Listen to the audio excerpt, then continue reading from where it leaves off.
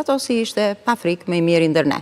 Dhe kemi thënë gjithmonë, jo tani, që ishte shumë miqësor në anën njerëzore.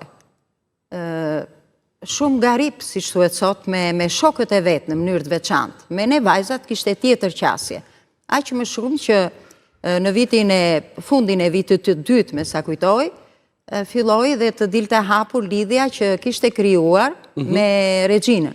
Dhe filloi thjesht si një lidhje për shkak të letërsisë që i bashkonte, të artimeve, të eseve, një lloj konkurrence mes tyre, ku besoj fitonte edhe Regjina, dhe e deklaruan hapur në mënyrën e tyre, tamam siç dinte nano të bënte ndryshimin. Atëherë ishte e vështirë që ne kishim dhe një çift tjetër në shkollë, paralel me ne, unë i kisha në klasë, që ata kishin shumë frikë të dilin bashkë edhe nga prindrit e tyre, kurse nano jo, as Regjina.